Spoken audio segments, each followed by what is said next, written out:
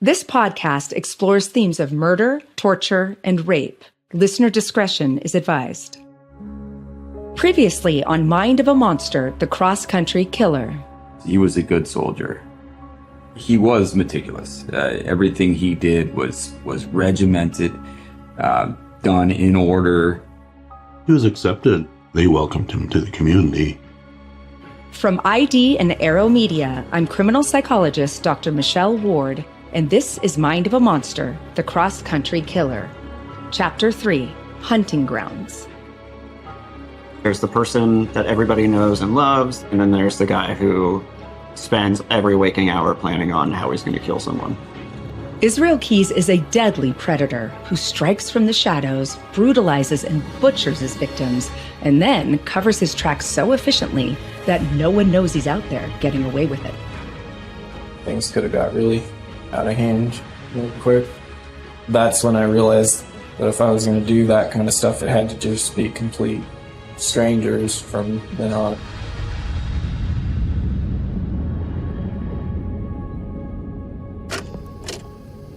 The date is July 10th, 2012. Time is 10:10 a.m.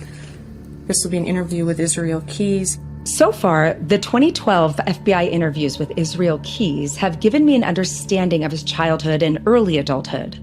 Now, I want to explore what happened during the decade prior to his arrest. So going back to when you got out of the Army and you're living in Nia Bay?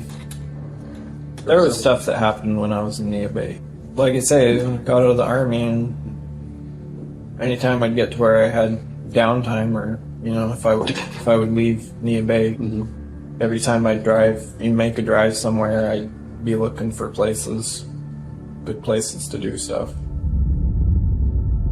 This is one of the phrases Israel Keyes repeats throughout these interviews. He says, do stuff or do something. It's his way of staying vague. He doesn't give names of victims. He doesn't give dates. He doesn't give the precise location of where he's committed a crime. It's incredibly frustrating to listen to. But I want to piece together the shreds of information that do slip out. Throughout his 20s, Israel is developing his methods of killing. But how is he doing it without attracting any attention? It's summer 2002. Israel Keyes lives with his partner Tammy and their daughter in the small community of Nia Bay, located on the northernmost tip of the Washington coast. To the east is Olympic National Park, which has close to 1 million acres of wilderness. When Israel's not working or spending time with his daughter, he has run of the place. As far as his friends and family are concerned, the quiet, socially awkward handyman likes to spend time alone. Keyes grew up in the outdoors, hunting, camping, fishing, and he takes every opportunity to explore every corner of the Pacific Northwest. But his outdoor hobbies provide the perfect cover for his secret pleasures. That's where I get a lot of the ideas, either fishing or out hunting. Thinking of them. Yeah. Stalking through the woods and see somebody in the woods, they don't see you. Sit there and watch them for a while, and I can remember doing that from the time I was 13 or 14 years old. Just the fact that you're able to watch them and they don't know you're watching them. Right. That was always the most comfortable scenario for me because it's a win-win situation. When I'm out hunting or fishing, and if the opportunity comes up, How would you identify a victim? I would let them come to me. Kind You of go to a remote area that's not anywhere near where you live, but that other people go to as well. People are pretty, especially if you get out in the backwoods, people are pretty naive and don't really expect anything bad to happen to them. Keyes has been described as an ambush predator, lying in wait for a victim to cross his path. You might not get exactly there's not as much to choose from in a manner of speaking, but there's also no witnesses really. There's nobody else around. We know that he almost got in trouble while he was in the Army after attacking a girl he was dating. So Keyes only attacks complete strangers now. He's very careful to select victims to which he has no previous contact, and they are completely random. He says, quote, "You might not get exactly what you're looking for." And this speaks to a flexibility that I find really unusual. I asked Detective Jeff Bell whether Keyes has a type. I personally probably thought that it was going to be other female victims and that there wouldn't be this randomness to it. Because of the little knowledge that I had of serial killers at the time, it seems like whether it's Dahmer or Bundy or anybody, they have a type of a person that they take and that they kill. They always have a victim profile. That's why we study victimology. And part of our diagram when we're trying to figure out who the killer is, it's incredibly important. They always have one. But Keyes didn't. It didn't seem to matter. It mattered a little bit, but it was more, were they light enough to carry after I killed them? Were they by themselves? Did they not have dogs? Did they not have kids? Things like that. Yeah, he was a very practical killer. For Keyes, the focus is, can I abduct and rape and murder this person without anyone seeing? That's the profile. So did you ever get in a position where you started a conversation with someone that you had thought about doing something, and then they, for whatever reason, you had a vibe from them that it wouldn't be a good idea? Or No.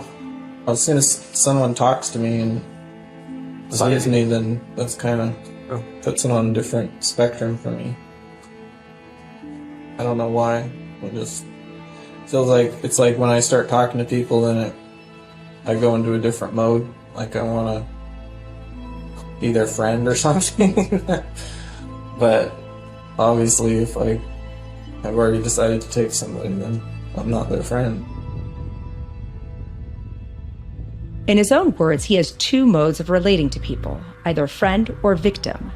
Anybody he has a regular conversation with, even the briefest greeting, is a friend and no longer a viable victim.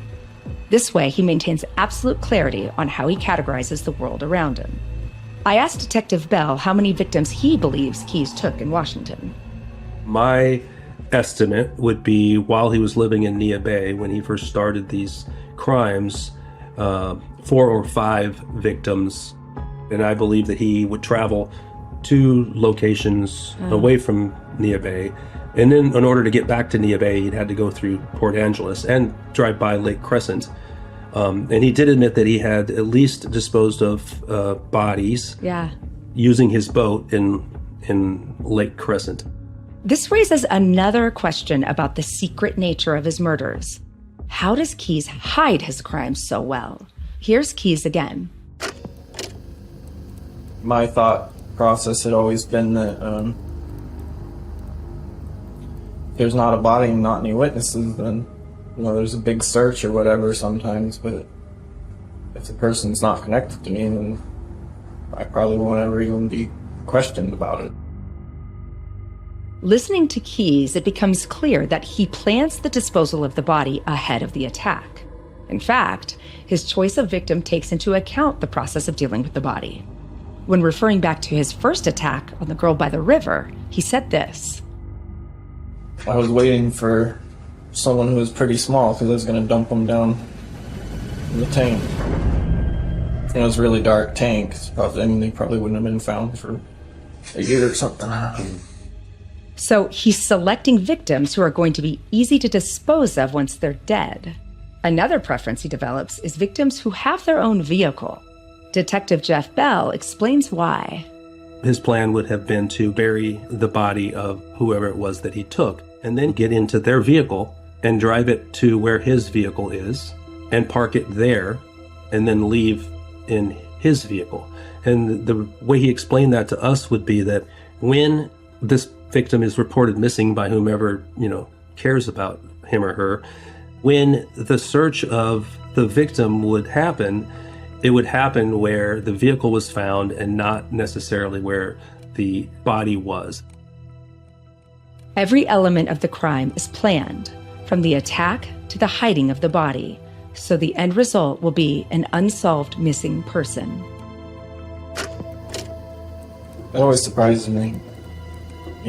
Like some situations you read about in the paper, like so-and-so disappeared presumed boating accident, for example. They find their boat. You don't know what really happened to that person. Someone might say, oh, it looks like a boating accident, but you knew. Boating accident, hiker disappears, fires. Are you telling us that there's bodies that have been found that were accidental deaths that ruled like that or that looked like that? Is that what you're telling me? Well, maybe one.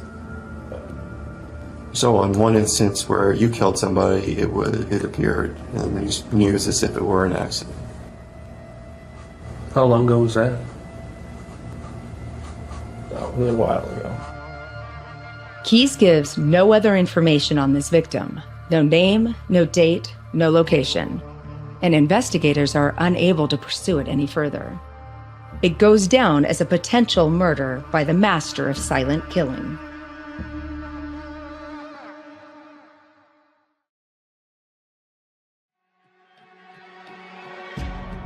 Keyes presents a terrifying expertise in planning and committing murders without anyone noticing.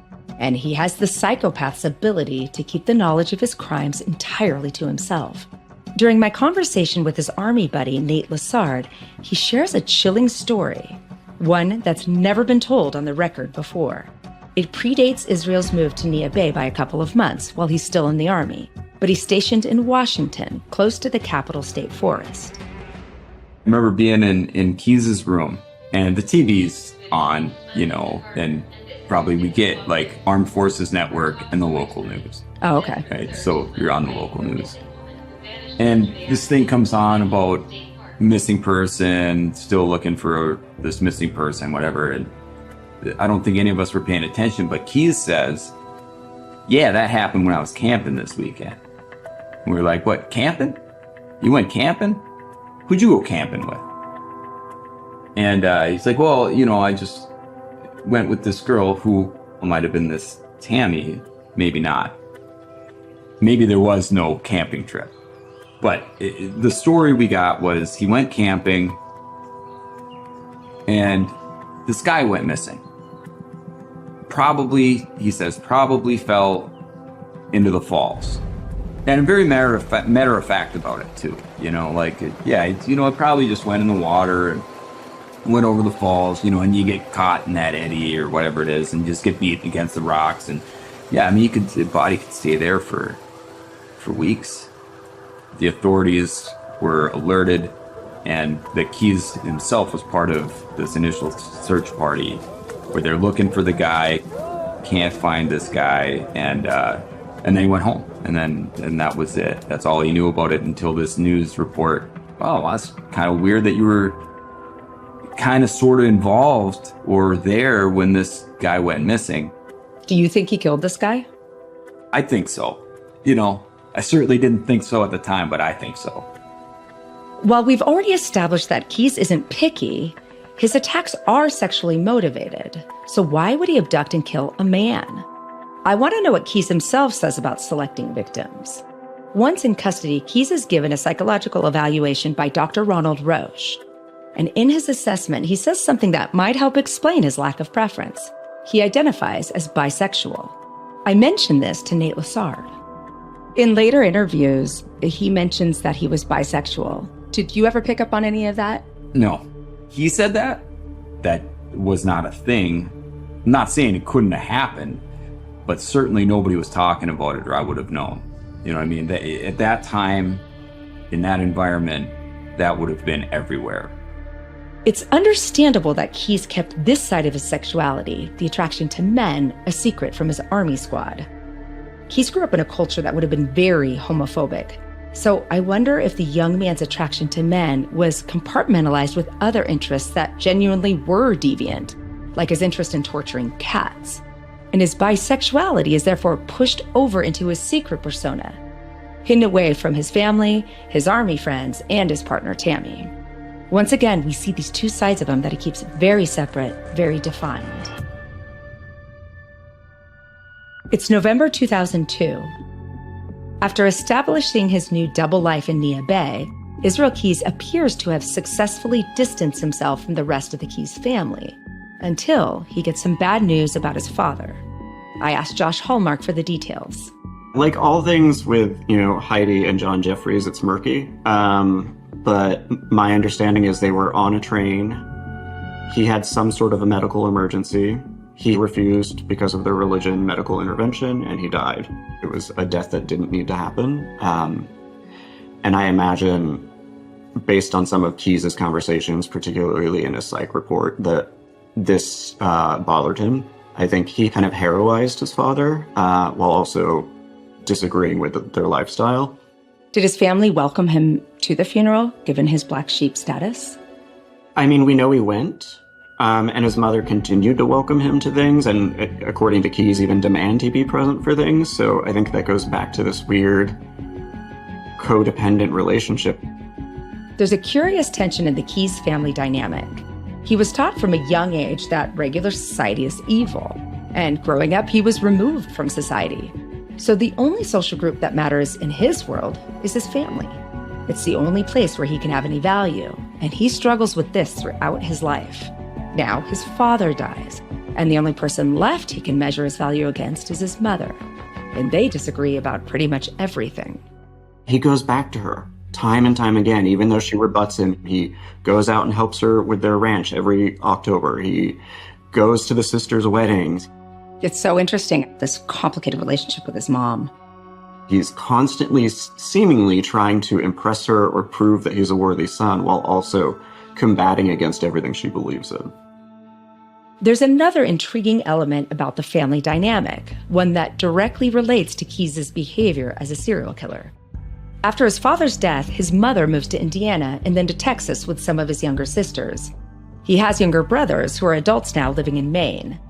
He has a sister settled in Oregon, and he still has his own place in New York, so Keyes has lots of reasons to travel cross-country. He's perfected killing in his own backyard, but I wonder how this traveling might change his MO. I asked Josh whether Keyes takes his methods on the road. Is he really going to see family, or is this a beautiful excuse to start canvassing the United States? His trips to visit family were fundamental to his commission of crimes, because it's either a great alibi, like I couldn't have done it, I was seeing my family the next day or the night before, or it's a way of creating distance between himself and his crimes. It's really, it's, like I said, it's paramount to his MO in every single way. So he's now committing murders all over the place. Yeah.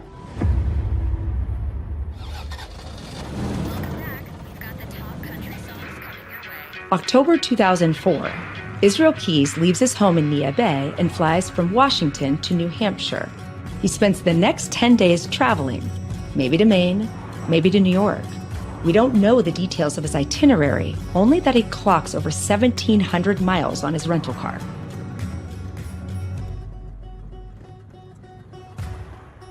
It's interesting that whenever he can, Keyes drives rather than flies. He said every time he was driving around in Washington State, he was looking for places to do things. Now his map is much bigger, so he's driving cross-country looking for places to do things. It's also a way to separate himself from his crimes, which he talked about.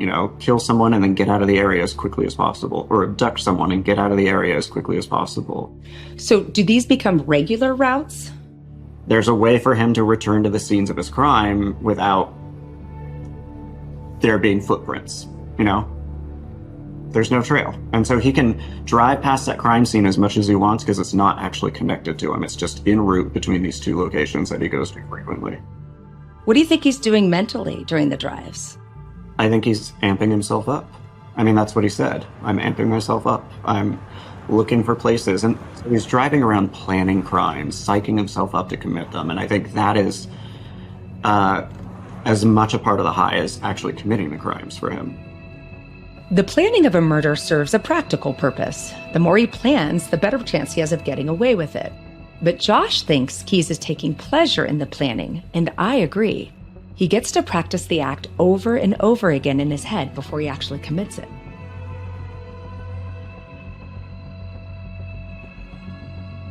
I think it was 50% the planning and the fantasizing about the act, and then also just the exertion of control and power during the act. The FBI estimates Israel Keyes takes 35 cross-country trips during his 14 years as an active serial killer. Did he murder someone on every single trip? We don't know, but investigators find evidence on his computer that he indulged in another bizarre practice while marking out his territory. It's called caching, and Josh Hallmark has done a huge amount of research on it. Caching is essentially hiding, usually burying survivalist kits. So people in the woods cache food, or they cache hunting materials, or, if a lot of survivalists who are afraid of, government takeovers, have someplace nearby where they can run and dig up items that they need to survive.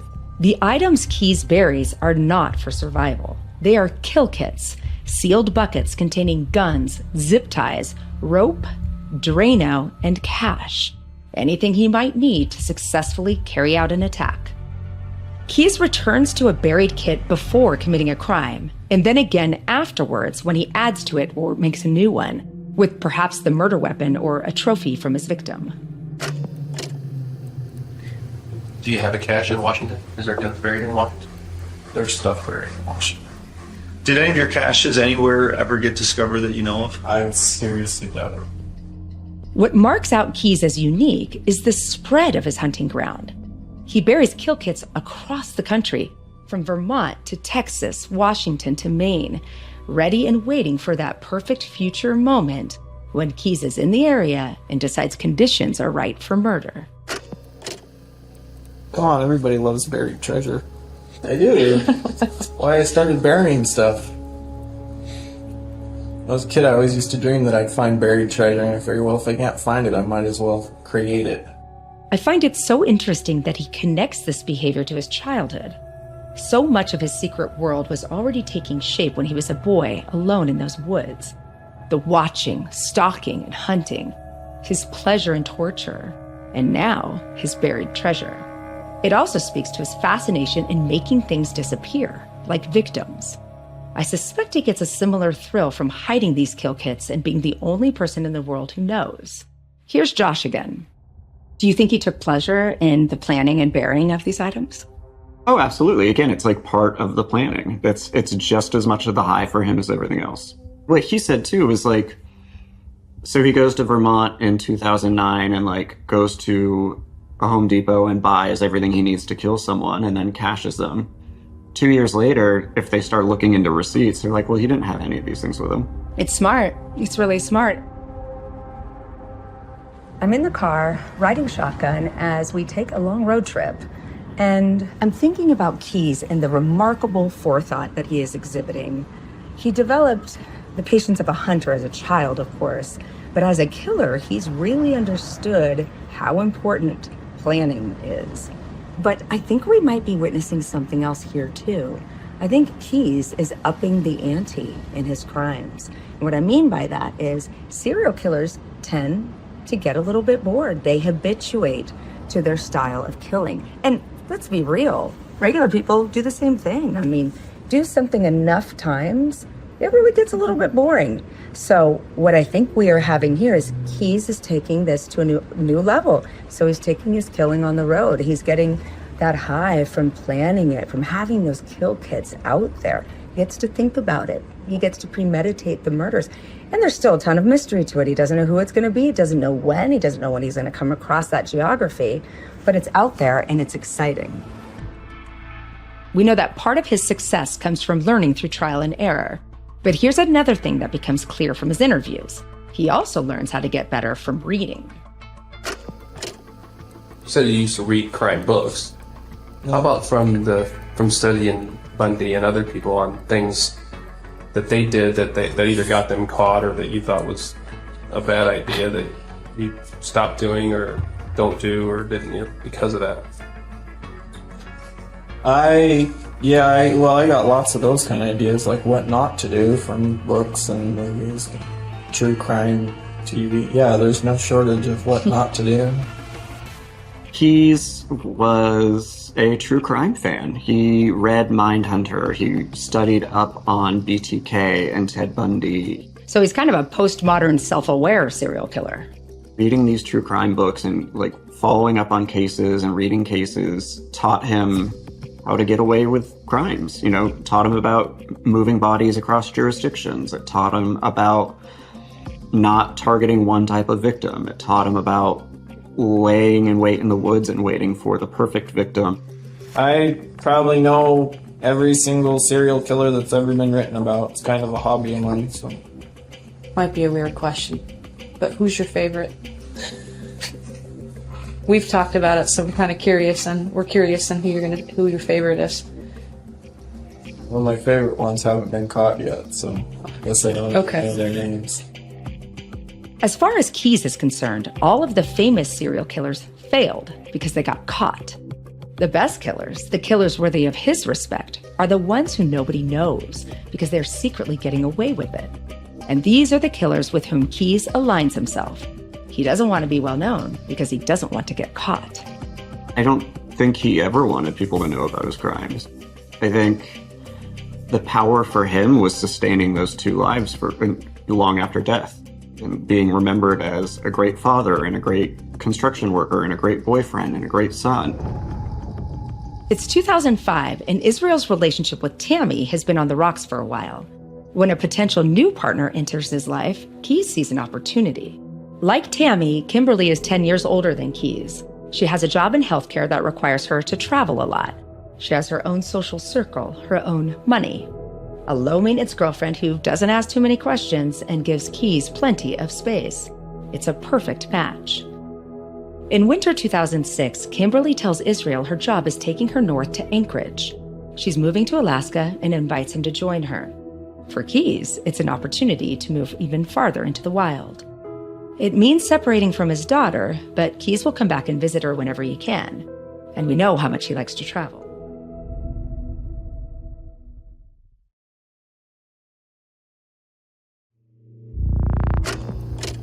I can tell you that in just a little bit of investigating that we've done in travels, you're probably not going to be shocked at how many people are missing and things that happen during your travels. And so, personally, I'd want to look at a couple of your trips, and there's missing people where you're at. And so, whether you did or didn't have anything to do with those missing and abducted people, I'll give you 2 bodies and a name. Who are we looking for? Last name Currier, Currier. What's the second name? Both Currier. Man and wife?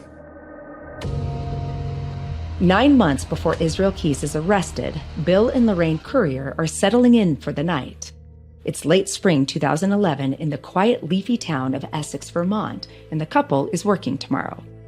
50-year-old Bill cares for animals at the University of Vermont, while 55-year-old Lorraine works for a healthcare company. The Curriers have no children and live alone in their safe suburban home. But the following morning, neither of them shows up for work, and they aren't answering calls. Alerted to their absence, Bill's sister goes to the house later that day and finds the place empty. The car they share is missing, and there's a broken window in the garage. Something's seriously wrong.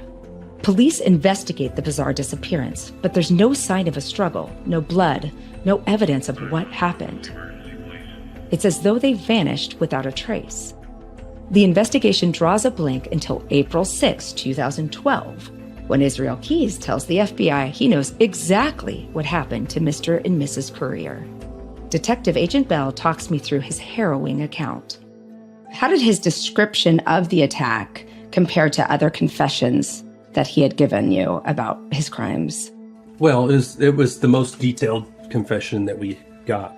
I've had some confessions in my history, but nothing to that detail. You know, the whole thing is just so disturbing and something that you never get out of your mind, never forget. Israel Keyes has traveled to the East Coast to visit his brothers in Maine, but he also drives through Vermont to do some fishing and some other recreational activities. I had got a Vermont fishing license that was kind of my alibi for being there, I guess. And plus I wanted to dig up guns that I had buried there. They had been there for a few years, and I wanted to check on them, make sure they weren't full of water. I went down and found the guns, brought them back up to the motel room, and worked on them for a while, getting everything working again. With his guns in working order, he takes a drive, scouting for a suitable location, somewhere he can take a victim. Just an abandoned farmhouse that was for sale. It's not in very good shape. Hasn't been lived in for probably 2 or 3 years at least. That's why I picked it. After flagging this private hiding place, Keyes drives back to his hotel. I already had my backpack with me. It had a bunch of stuff in it. I had like a propane burner, camp stove thing, and a pan for boiling water, 50-foot coil of nylon rope, duct tape, latex gloves. I guess you'd call it a rape kit. When night falls, he sets out on foot, hunting for prey. I decided I was going to look for a house with a couple in it. So I started walking through neighborhoods back behind the hotel. And I was looking for a house that didn't look like it had a dog. I was looking for a single car garage with no cars parked outside. And I was looking for a fairly easy way to get into the garage. And theirs was the first house I found that had all those things. Already this sounds like a deviation from the type of abductions he was getting away with in Washington. He's breaking into a house and looking for a couple, which is very different from choosing victims small enough to carry. It's exactly what I mean when I'm talking about taking things to another level. And I wonder if this is the first time he's attempting something like this. I cut the phone lines as soon as I picked the house because usually if there's an alarm system, it'll trigger the alarm. So you could watch and see. Right. Yeah. So after I cut that, I was outside for probably an hour or two, just kind of waiting for everybody in the neighborhood to go to sleep, and also watching the street for cops or cars driving by. From his description, he clearly knows what he's doing. It reminds me that he started burglarizing homes when he was just a teenager, and the precision of his method suggests it's something he perfected as an adult. Detective Jeff Bell. He broke into their garage first. It was an attached garage, but it was also a door between the garage and the house. And so he went through their car and could see that it was registered to 2 people. He could see that there was no animal hair, no dog's hair, no kids' toys. Smart. Things like that. So he believed that there were probably 2 people in there, and that he believed he knew where that bedroom was. Was there a window between the garage and the house?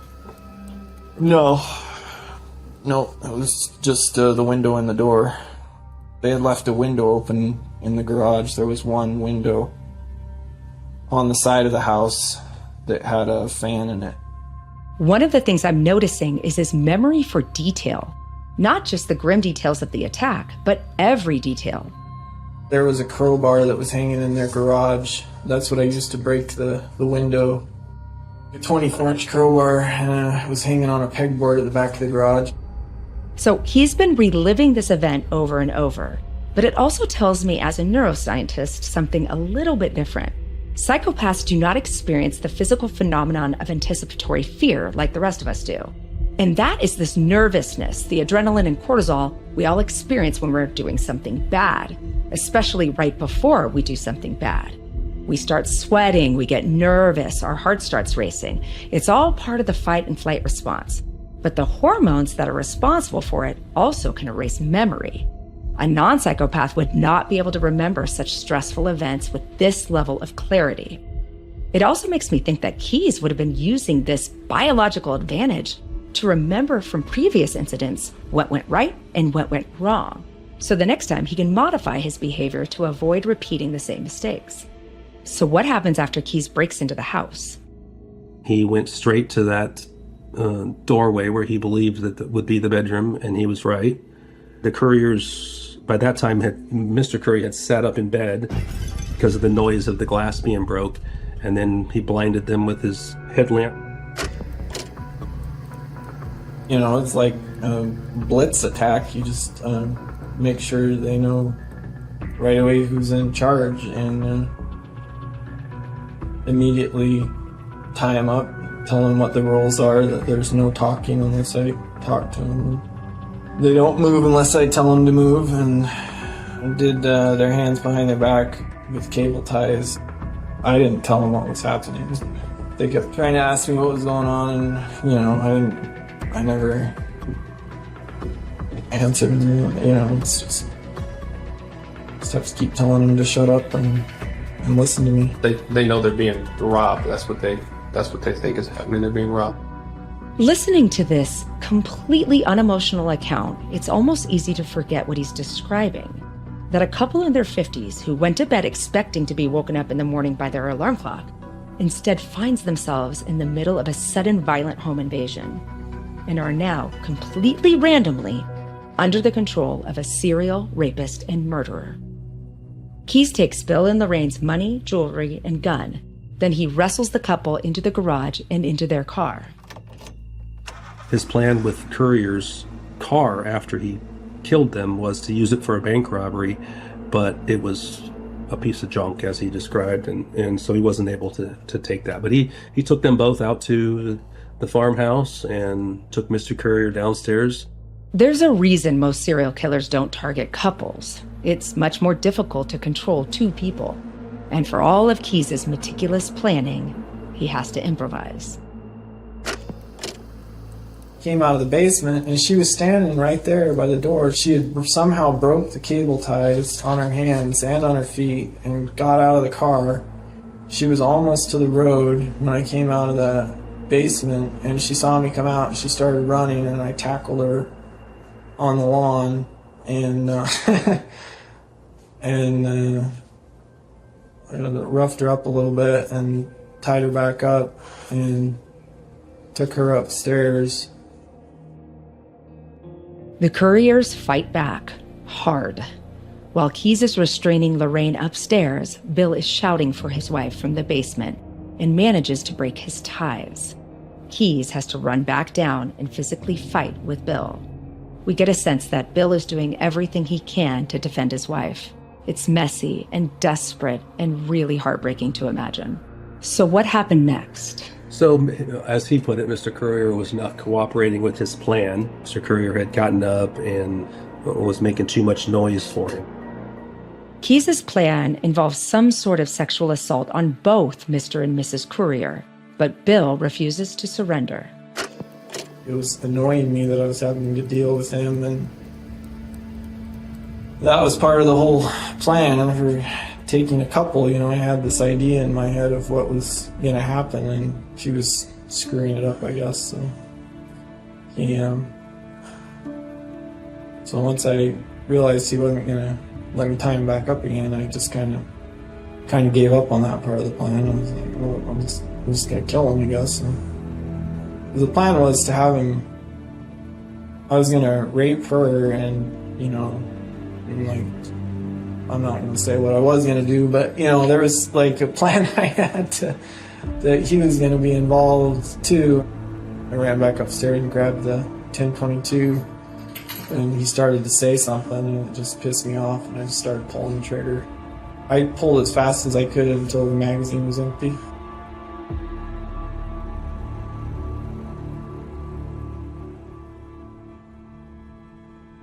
Well, I mean, it's so hard to imagine because of how weird and demented and tormented he is. My guess would be that it involved torture. It may have involved torture of Mrs. Currier in his presence.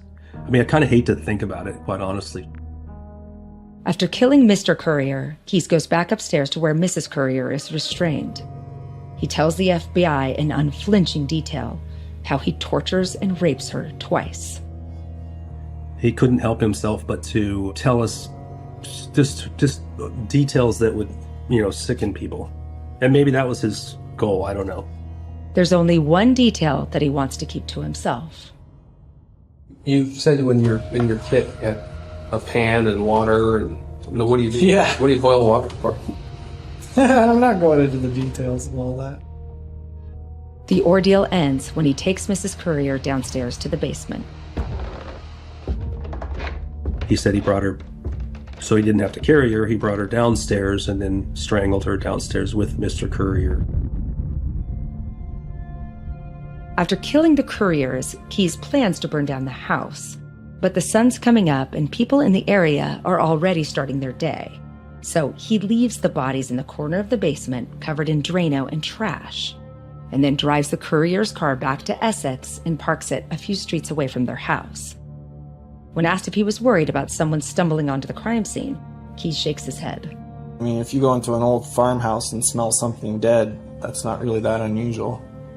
So I figured as long as it passed, like someone went into the basement and looked around a little bit, they wouldn't be that suspicious of something smelling dead. His prediction turns out to be correct. The investigation into the Courier's disappearance never reaches the basement of that empty house off Route 15. 9 months later, the FBI asks Keyes to point out the house on Google Maps. But when the information is relayed to Essex police, they discover that property developers tore it down months earlier. The bodies of Lorraine and Bill Courier are no longer there and are presumed to have been unknowingly deposited into a landfill with the rubble from the house. Despite the missing bodies, investigators are convinced that Israel Keyes is telling the truth. There are elements of this attack that are consistent with what I've learned about Israel Keyes' MO. The prior scouting of a suitable location, the care in making sure there are no witnesses, the randomness of the victims, and the moving of the victim's car to confuse investigators. But then there's this. I definitely got carried away with the publicity aspect of it. My entire goal up until the Courier thing was to stay under the radar. And the Couriers was big news from what it sounded like. Well, Big news for that area. yeah, and I just kept checking back on the story and kind of getting a kick out of the different things that the investigators would say. Because obviously, I mean, I know what happened, seeing the difference from their perspective versus my perspective, and then on top of that, when people would read the news story, then everybody wants to comment on it, like their theories of what happened, and so I got really hooked on that too, because it was entertaining to me, I guess. So much of Israel Keyes' description of himself paints a picture of this cold-eyed predator who's become an expert in catching his prey. And yet, here he is breaking his own rules and reveling in the media coverage. Keyes' focus is starting to shift. And when he abducts his next victim, an 18-year-old girl, he finally slips up. Next time on Mind of a Monster, the cross-country killer. I just learned my daughter works at the Common Grounds Espresso. She's been missing since she got off work last night. There was no doubt in my mind that we have a kidnapping. I honestly, no way, he would hurt anybody or have anything to do with the missing person. There's just no way. My blood started pumping when he handed me a driver's license from Anchorage, Alaska. Mind of a Monster, the cross-country killer is produced by Arrow Media, a Fremantle company, for ID. I'm your host, Dr. Michelle Ward. You can follow our show wherever you get your podcasts, and we'd love it if you could take a second to leave us a 5-star review on Apple Podcasts.